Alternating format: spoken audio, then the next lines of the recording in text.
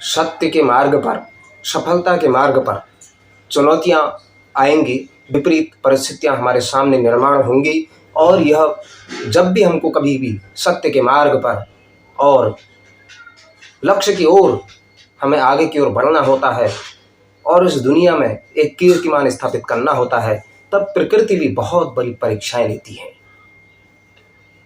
सत्यवादी राजा हरिश्चंद्र के पास क्या परीक्षाएं नहीं आई?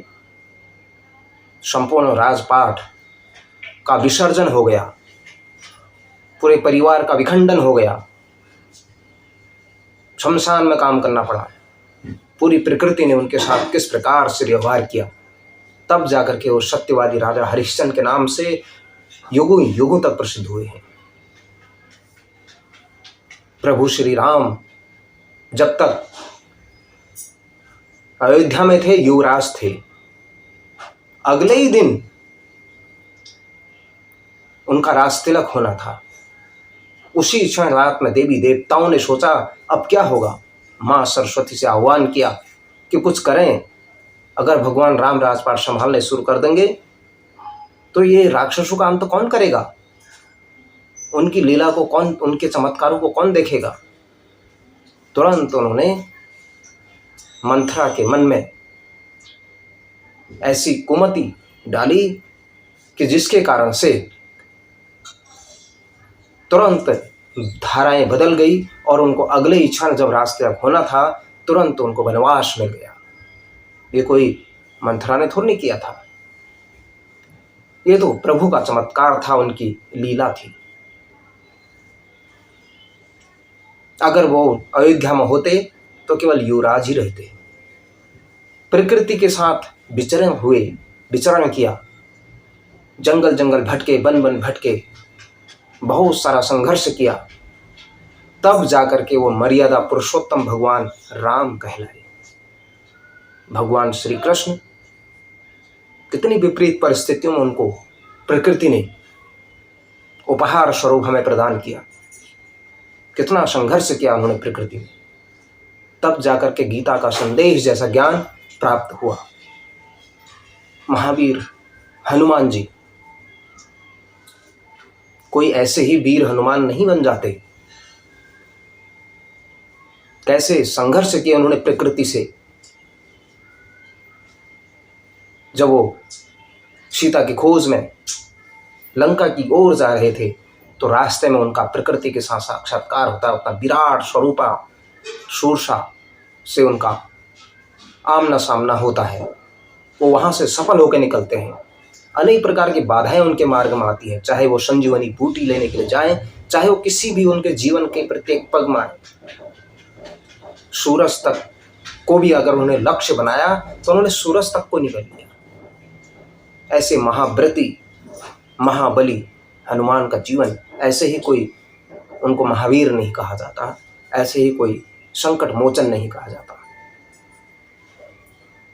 ध्रुव के मार्ग में क्या कांटे नहीं आए होंगे, तभी तो आज अटल वो ध्रुव तारा हमारे सामने विराजमान है। भक्त प्रहलाद के जीवन में क्या कष्ट नहीं आए होंगे,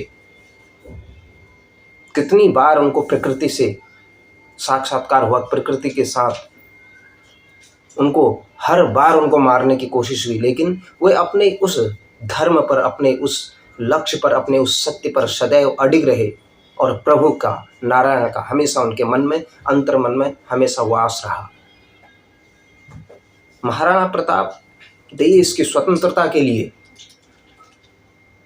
इस भारत माँ के उत्थान के लिए जंगल जंगल भटके।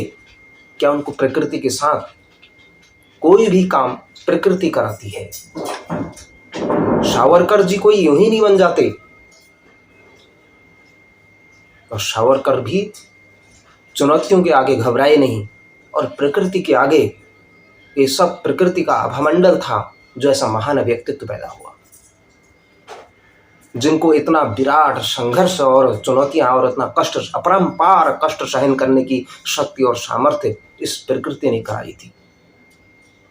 कितनी घनघोर परीक्षाएं ली थी, कोई भी कितनी घनघोर मायावी संसार रचा गया था। इन सब कोई ऐसे ही महापुरुष नहीं बन जाते। युधिष्ठिर सत्यवादी राजा युधिष्ठिर के मार्ग में जब यक्ष से साक्षात्कार हुआ, सारे भाई एक के बाद एक अचेत हो गए, लेकिन युधिष्ठिर सत्यवादी थे। उन्होंने प्रत्येक का उत्तर तार्किक रूप से दिया और सारे भाइयों को दोबारा उस प्रकृति के साथ साक्षात्कार करके वापस जीवित प्राण में भर दिए। ये प्रकृति हमें हमारी इस मार्ग में साक्षात्कार करती है, हमारी परीक्षा लेती है पग पग पर। ये परीक्षा कोई स्थायी नहीं होती है, अस्थायी होती है। जीवन में अगर आपको कुछ बड़ा, जो जितना बड़ा लक्ष्य लेकर के चलेगा, उसके सामने उतने ही कठिन चुनौतियां होंगी।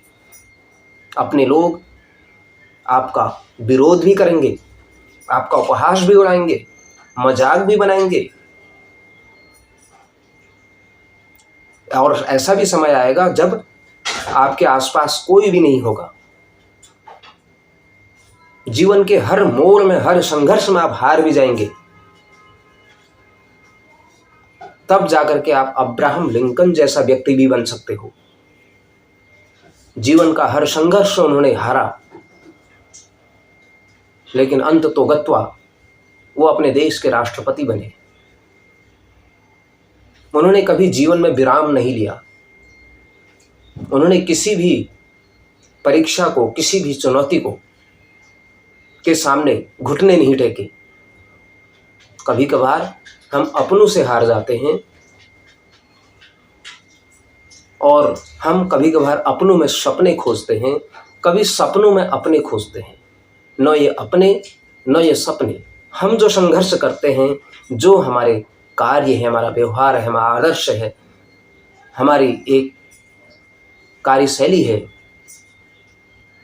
तब जाकर के कोई दयानंद होता है, तब जाकर के कोई विवेकानंद होता है, तब जाकर के कोई आदि गुरु शंकराचार्य होता है, तब जाके इस देश के अंदर अनेकों महापुरुषों की श्रृंखलाएं जन्म लेती हैं। इस भारत माता की गोद में एक से एक महान पुरुष जन्म लेते हैं।